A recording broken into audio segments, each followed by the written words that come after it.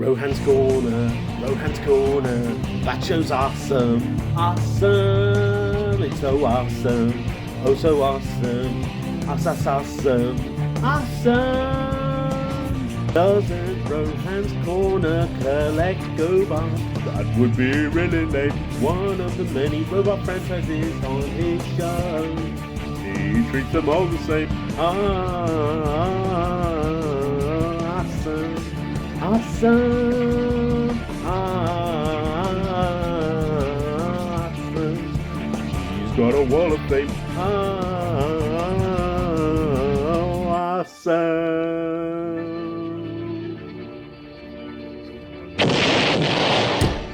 Hello everyone, thank you to my show horts and welcome back to, once again, Rohan's Corner in the hot, sweltering heat of the summer, which has come really late in the year, as was always in England.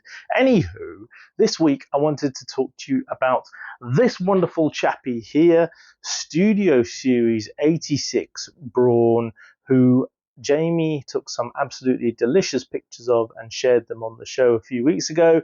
Andy absolutely waxed lyrical about this guy, and as a result of those two guys going to town on him, I had to go out and pick him up. And usually, you know, people know I would tend to wait and look for a deal and get a cheaper value on figures which have come out brand new, but he just looked stupendous. And specifically, I wanted to touch upon the point that, you know, usually I'm full of praise for the new Transformers figures that have come out, the updated versions of these original G1 characters, because they have such amazing robot modes. And he does have a great robot mode, but very, very rarely do I ever say that the alt mode on one of these guys is actually better than the G1 original. And I actually have G1 Brawn right here, my faithful original, and I actually have to say I think I prefer the Studio Series 86 one. That's how good the alt mode is on this guy, from the detailing on the front grille and the headlights and all the side panel detailing and windows and rear end detailing. It's just a fabulous looking alt mode, and combined with a brilliant looking robot mode, because of course the G1 did not have a brilliant looking robot mode. And it's got me thinking as to, you know, a little bit more about Brawn and also my fellow minibots I have here on the table. And the reason why is because a couple of years ago, Chris McFeely did a fantastic video on Muffy and the Mysterians. Now, hang with me. If you have seen the video, you probably know exactly what I'm about to say. But if you haven't seen it, Muffy and the Mysterians is a cracking video by Chris McFeely, giving some real depth into the background of Transformers. And you need to go and check it out, because this video tells us a little bit of, well, basically where these four minibots came from. If you've ever picked up the original G1 Brawn or Huffer or Gears or Windcharger, you may well have noticed on the side of them or on the top of them or somewhere on their body, they have this M logo. I'll put a picture up here so you can see what I'm talking about.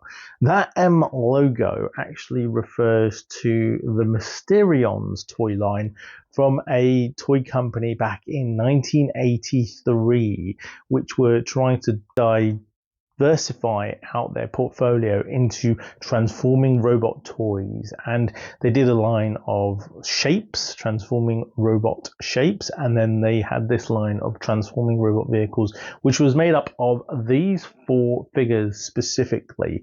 So Brawn, Huffer, Windcharger, and Gears. Now, those four were being sort of scheduled as part of their launch into this world before Transformers had come out, before GoBots had come out. They were going to create a whole spin-off series. They were going to create a comic tie-in. They were going to create other bits and pieces, and they worked with Marvel. Anyway, watch Chris McFeely's video. He explains it all. But the point is that eventually the company got folded into Hasbro just before any of this could happen. And then magically, these 4 minibots appeared in the Hasbro Season 1 line in 1984 alongside 3 Takara-built minibots, we think, in the likes of Bumblebee, Cliffjumper, and Bumper. And those were the only 7 minibots that were created. And if you think about Bumblebee, Cliffjumper, and Bumper, they are basically the same mold, just slightly changed. The transformation is the same. The actual parts are pretty much the same. It's just the body shape of the vehicle that's different, and the face of the head, and those sorts of bits and pieces.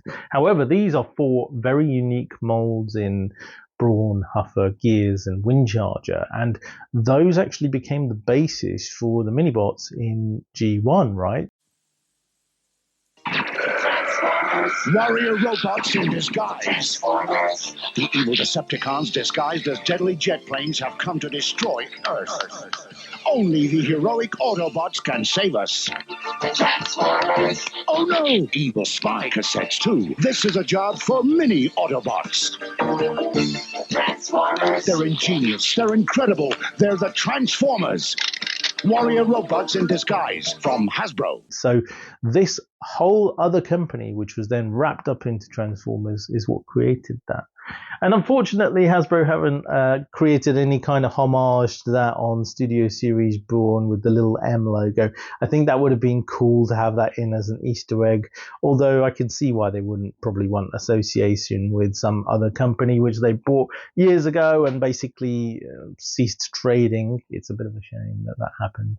But it's a cool little story, and it's just one of the many nuggets out there that explains where the Transformers line came from. Obviously, we know about Microchange and Diaclone and all the other elements that came together through Takara to create Transformers, but to this date, we're still finding out bits and pieces about these, and the likes of Skylinks and Omega Supreme from the Grandstand Converters line. Those bits and pieces, Shockwave and Bandai licensed products. We probably will find out more moving in the future. And I'm seeing more and more bits and pieces coming out about the G1 movie, where obviously we found out about Rails and all the alternate storyline that was penned last year at TFN, and then obviously there have been other elements, deleted scenes that have come out from the movie and also from the cartoon series, which actually throw some light on what happened to particular characters, all of these great things. And I think these little nuggets are now the bits that I'm starting to get excited about,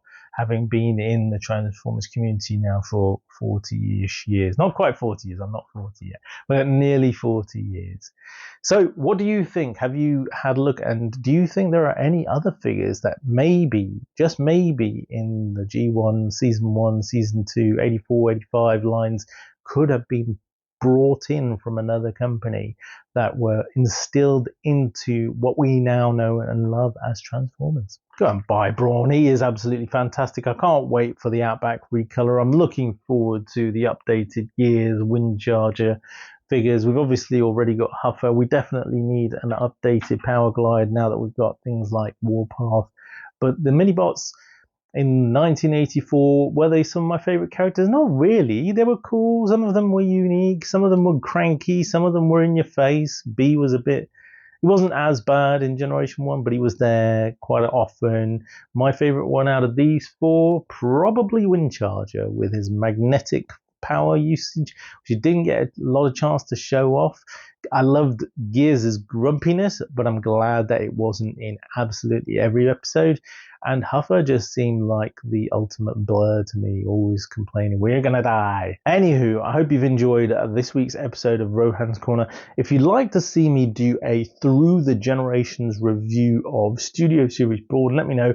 I don't have lots of Brawns. I have G1 and I have New Age. I think that's about it. But yeah, I can always do a little photo shoot.